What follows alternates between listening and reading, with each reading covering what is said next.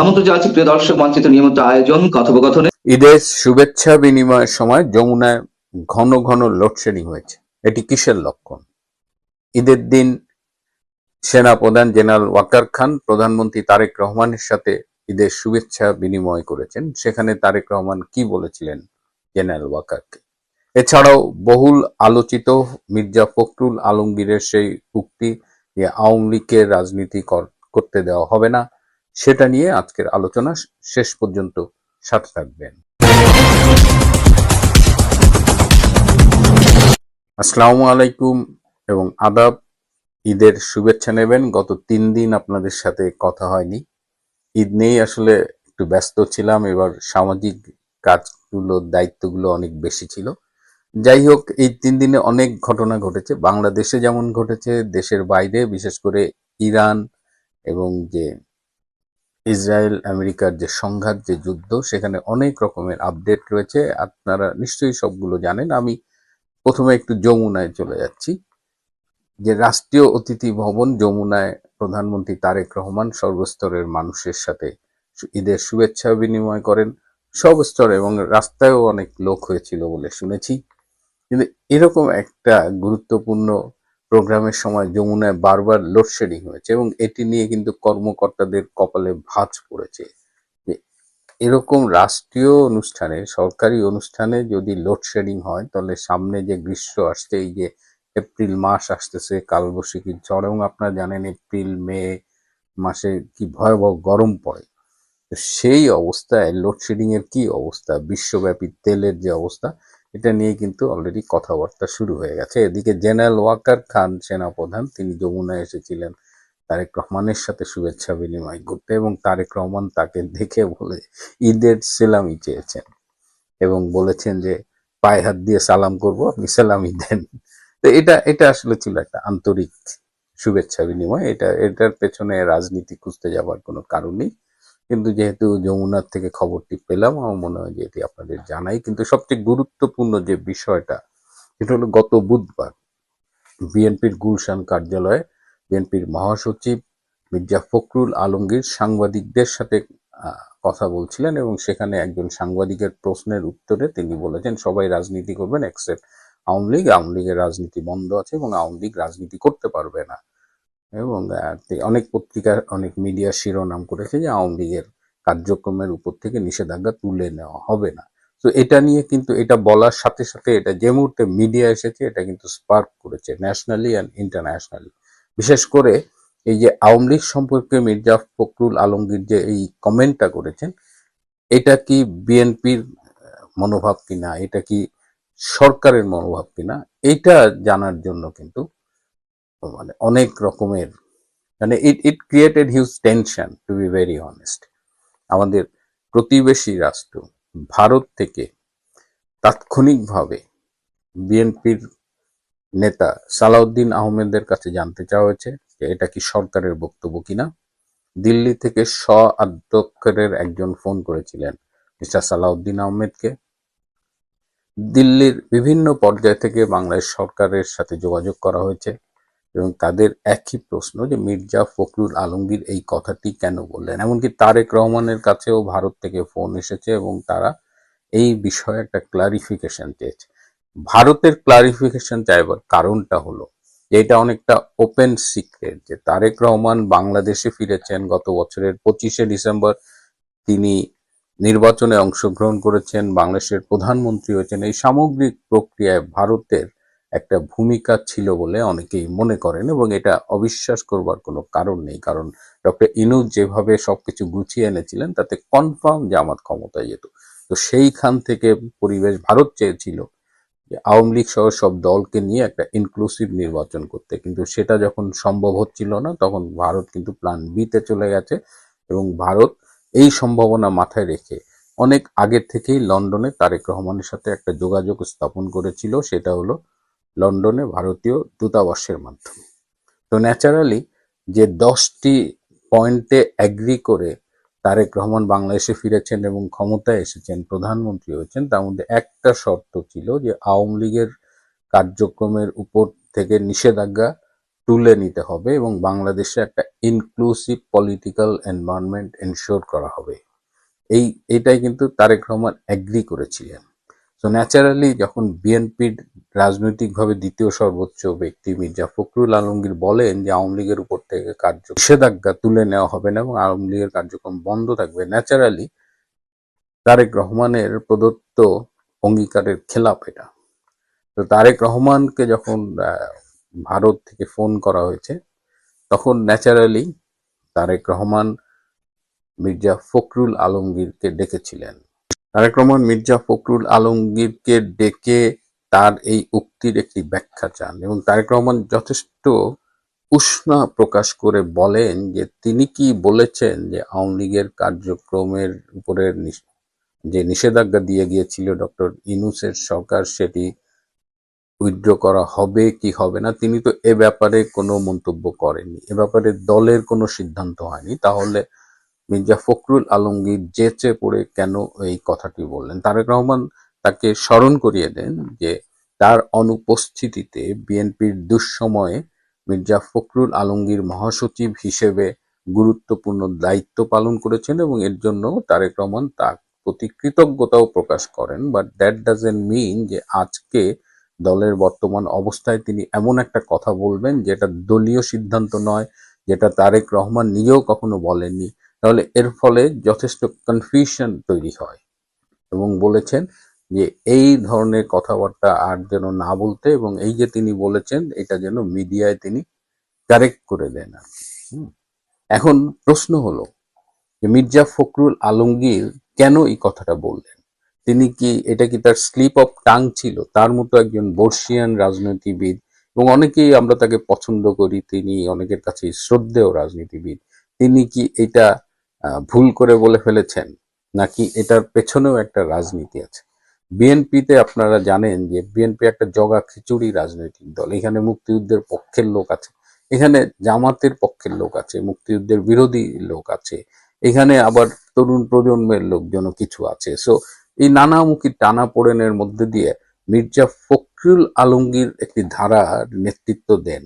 তিনি যদিও বিএনপির মহাসচিব, তারপরেও বিএনপির যে বিভিন্ন ফ্যাকশন আছে তিনি সেই ফ্যাকশনটির নেতৃত্ব দেন যারা মূলত পাকিস্তানপন্থী। কারণ আপনারা জানেন যে মির্জা ফখরুল আলমগীরের বাবা, হ্যাঁ, ওনাকে সবাই ঠাকুরগাঁয়ের চখা রাজাকার বলতেন, মির্জা রুহুল আমিন সম্ভবত।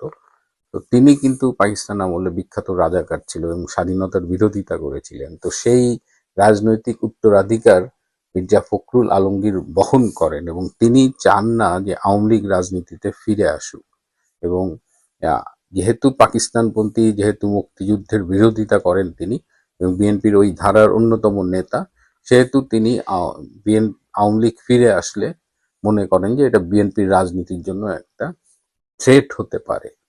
তো এই কারণেই তিনি এটা বলেছেন, এটা বলে তিনি বাজার অ্যাসেস করেছেনও, কিন্তু তিনি বুঝতে পারেনি যে এইটার ন্যাশনাল এবং ইন্টারন্যাশনাল রিপারকেশনটা এত তীব্র হবে এবং এটা এতটা তীব্র হয়েছে যে তারেক রহমান পর্যন্ত তাকে ডেকে উষ্মা প্রকাশ করেছেন এবং বলেছেন যে এটা সাংবাদিকদের মাধ্যমে এই কনফিউশনটা দূর করতে। এদিকে এই মুহূর্তে নিউ ইয়র্কে রয়েছেন ডক্টর খলিলুর রহমান, যিনি আমি আগেও বলেছি জাতিসংঘের আসন্ন অধিবেশনের সাধারণ পরিষদের সভাপতি পদে প্রতিদ্বন্দ্বিতা করছেন বাংলাদেশের প্রার্থী হিসেবে।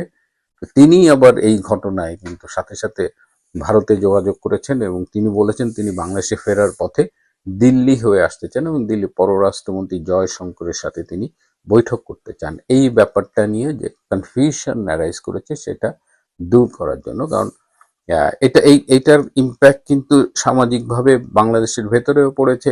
অনেকেই একটু হতাশ হয়েছিলেন কারণ নির্বাচনের পরে অনেক আসনেই অনেক এলাকায় একটা পরিস্থিতি পরিবর্তন হচ্ছে। আওয়ামী লীগের লোকজন, সাধারণ মানুষ, তারা একটু মবের হাত থেকে একটু রক্ষা পাচ্ছে অধিকাংশ জায়গায়, তাদের মধ্যে একটা হাঁপ ছেড়ে বাজবার মতো একটা পরিবেশ লক্ষ্য হচ্ছে। ঠিক এই মুহূর্তে মির্জা ফখরুল আলমগীরের স্টেটমেন্টটা কিন্তু রাজনীতিতেও একটা কুয়াশা তৈরি করেছে এবং অনেকেই বলছেন যে যে ভারতের সাথে আন্ডারস্ট্যান্ডিং এর মাধ্যমে তারেক রহমান ক্ষমতায় আসলো, অলরেডি বিএনপি এবং তারেক রহমান সেখান থেকে পল্টি দিয়েছে এবং তারা উদাহরণ হিসেবে দেখা যাচ্ছে এই যে মহাসচিব মির্জা ফখরুল বললেন যে আওয়ামী লীগের নিষেধাজ্ঞা তারা তুলে নেবে না, অথচ ভারতের সাথে যেসব আন্ডারস্ট্যান্ডিং এ তিনি এসেছেন শুধু আওয়ামী লীগের কার্যক্রমের উপর থেকে নিষেধাজ্ঞা প্রত্যাহারই না, আইসিটির এই যে অবৈধ অংশ, এই অংশটুকু সরিয়ে ফেলা, শেখ হাসিনার সাজা বাতিল করা, এরকম আরো মোট 10টা শর্তে রাজি হয়ে তারেক রহমান বাংলাদেশে এসেছেন, বাংলাদেশের রাজনীতিতে ফিরে এসেছেন এবং প্রধানমন্ত্রী পর্যন্ত হয়েছেন। সুতরাং এই জায়গায় এখন আমাদের সতর্ক থাকতে হবে।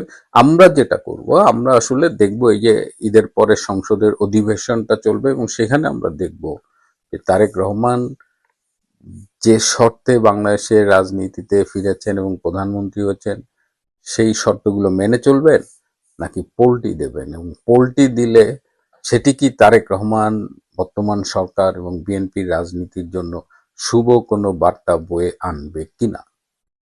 আসসালামু আলাইকুম রহমতুল্লাহি ওবরকাতুহু।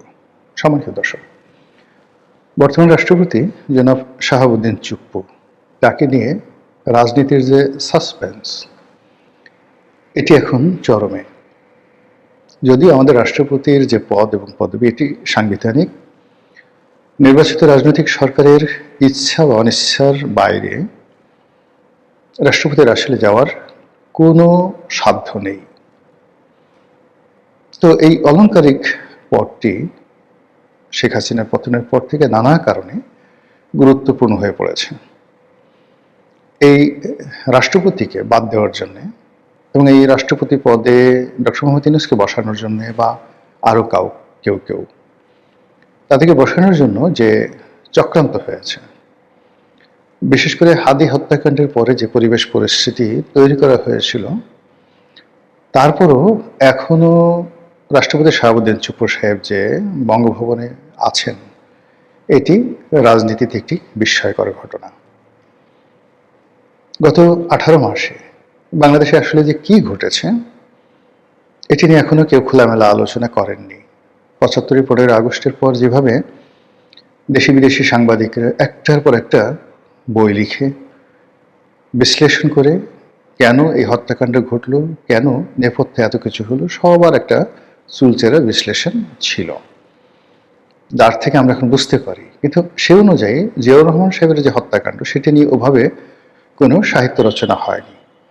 ফলে কি হলো, তাকে নিয়ে আবেগ আছে, ভালোবাসা আছে, কিন্তু মানুষের মনোমস্তিষ্কে জিয়াউর রহমানের যে হত্যাকাণ্ড, সেই হত্যাকাণ্ডটি বঙ্গবন্ধুর হত্যাকাণ্ডের মতো এতটা সাড়া ফেলতে পারেনি।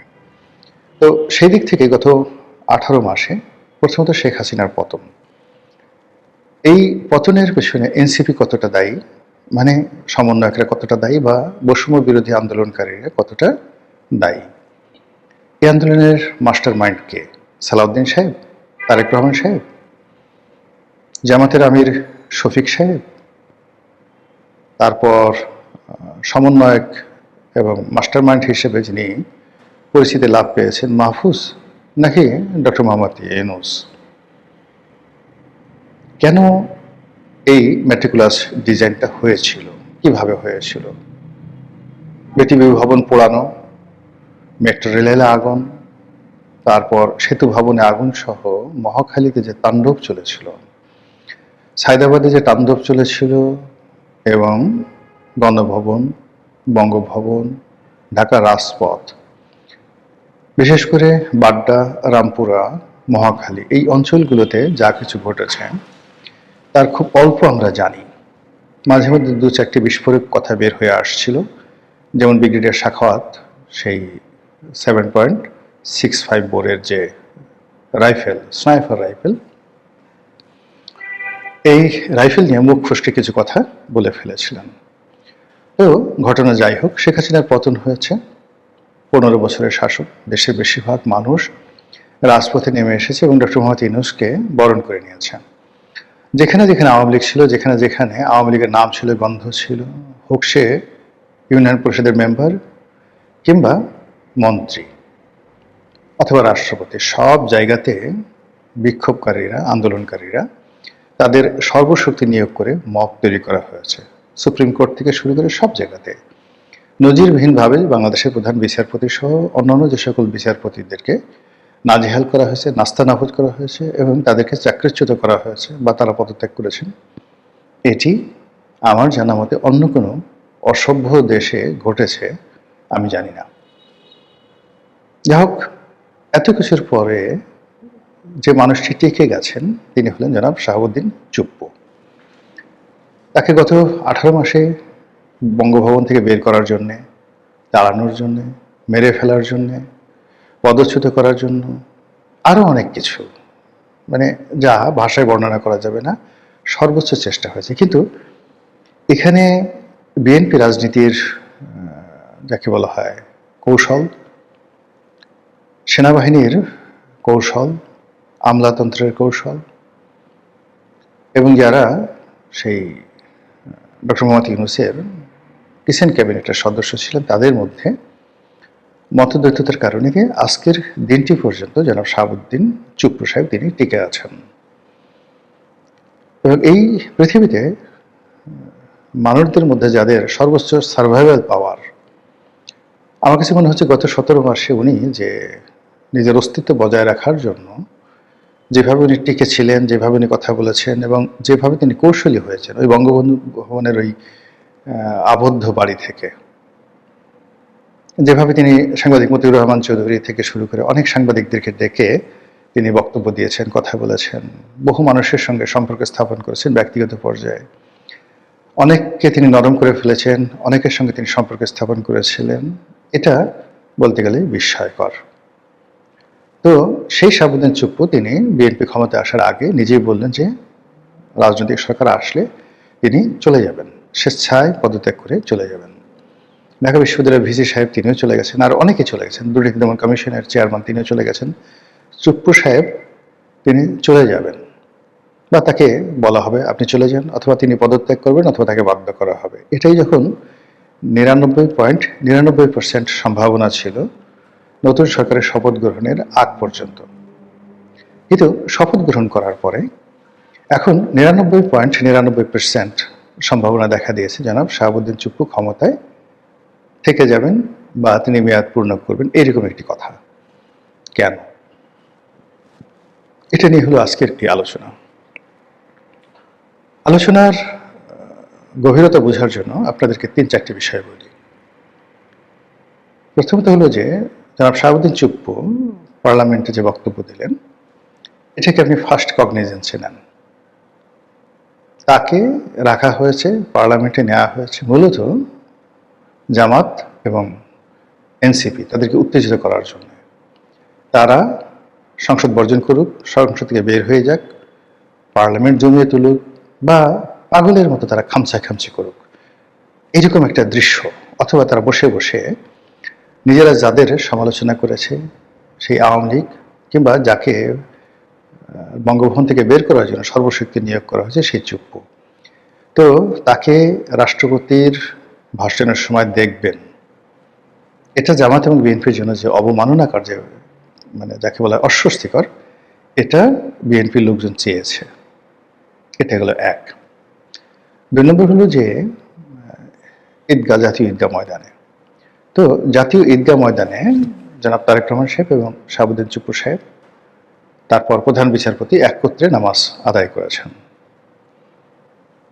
এটি মূলত ডক্টর মোহাম্মদ ইউনূসের ইমেজে ভীষণভাবে এটি আঘাত করেছে, কুড়ালের বা কুঠার আঘাত করেছে। 2 নম্বর হলো যে জামাত এবং অন্যান্য যারা আছেন তাদেরকে ঈদগাহ ময়দান ছাড়া করেছেন। এবং এখানে দেখেন যে জামাত যে কৌশল জানে, সেখানে তারেক রহমান সাহেবের পাশে জামাতের আমিরকে বসতে দিতে হতো। জামাতের আমির রাষ্ট্রপতির সঙ্গে মানে যদি না থাকতেন তাহলে সেক্ষেত্রে তিনি লোকজন সহকারে সেখানে এতটা উপস্থিত থাকতেন সবাইকে নিয়ে যে ওখানে কুলাকুলি থেকে শুরু করে যা কিছুতে তিনি একেবারে রীতিমতো মাতোয়ারা করে ফেলতেন। এবং অনেক মুসলিম দেশের যারা লোকজন জামাত সংশ্লিষ্ট তাদেরকেও, রাষ্ট্রদূতদেরকেও এখানে আনা হতো। ফলে পুরো ডায়াসটি বিএনপির পরিবর্তে জামাতের কাছে চলে যেত। এবং ওখানে যদি জামাত সংশ্লিষ্ট লোকজনের আধিক্য থাকতো তাহলে ঈদগাহ ময়দানে বিএনপির সঙ্গে জামাতের একটা ক্ল্যাশ হয়ে যেতে পারতো নেতাকর্মীদের সাথে। এটা বিএনপি চায়নি। আর না চাওয়ার জন্য সহজ একটা বিষয় হলো রাষ্ট্রপতিকে সম্মান করে সেখানে নিয়ে আসা। 100% সফল। তারপর দেখা গেল ঈদের দিন, এই গত বছর যেটা হয়নি বা তার আগের বছর যেটা হয়নি, সেটা হলো এই ঈদে রাষ্ট্রপতির দরবারকে জমজমাট করার জন্য তারেক রহমান সাহেবের চেষ্টা ত্রুটি ছিল না। এখানে রাষ্ট্রপতির অনেক ভূমিকা ছিল। তিনি অনুষ্ঠানটিকে বর্ণাঢ্য করার জন্য তিনি সর্বোচ্চ চেষ্টা করেছেন। তারপর এমনকি তার যে অনুষ্ঠানের দ্যুতি, ব্যাপ্তি, ডিসিপ্লিন সবকিছু তারেক রহমান সাহেবের যে অনুষ্ঠান যমুনাতে হয়েছে তার চাইতে অনেক অনেক বেশি হয়েছে। এর কারণ হলো ওখানে রাষ্ট্রীয় প্রোটোকলটা, গণভবনে রাষ্ট্রীয় প্রোটোকলটা একেবারে কাজ করেনি। মানে যে যার মতো গিয়েছেন, তারপর নেতাকর্মীদের ঢল, যেখানে 1.5 ঘন্টা লাগছে ডক্টর মোহাম্মদ ইউনূসকে তার সঙ্গে দেখা করতে গিয়ে। ফলে ওখানে যে সৌন্দর্যটা ওটি হয়নি, বরং ওখানে তার সঙ্গে দেখা করতে গিয়ে অনেক অপ্রীতিকর ঘটনা ঘটেছে যমুনাতে তারেক রহমান সাহেবের অনুষ্ঠানে। ফলে বিএনপি নেতাকর্মী মোরালে সবাই বিব্রত। আর অন্যদিকে রাষ্ট্রপতির অনুষ্ঠানটি ছিল একেবারে সুশৃঙ্খল এবং এখানে যারা গেছেন সব কোয়ালিটি অফ পিপল, সমাজের একেবারে মানি জ্ঞানী আমলা কামলা থেকে শুরু করে একেবারে টপ অফ দ্য লেভেল তারা গণভবনের পরিবর্তে, মানে যমুনার পরিবর্তে বঙ্গভবনে গেছেন। তো সেই বঙ্গভবনে যারা আসছেন, যতটুকু আমি দেখলাম সেখানে মোটামুটি চাঁদের হাট বসেছিল। সবাই প্রাণবন্ত ছিলেন, আলাপ আলোচনা সব দিক থেকে। এখানে রাজনৈতিক সরকারের সদিচ্ছা না থাকলে জনাব চুপ্পু সাহেব এটা করতেন না, আর তিনি চেষ্টা করলেও সেটা পারতেন না। তো এটা কেন করা হলো? প্রথম জিনিসটা করা হলো যে দুটো অনুষ্ঠান, অর্থাৎ বঙ্গভবন এবং যমুনা, এখানে যে অনুষ্ঠান হয়েছে সেই অনুষ্ঠানের সঙ্গে সঙ্গে মানুষের যে দৃষ্টি পুরোটাই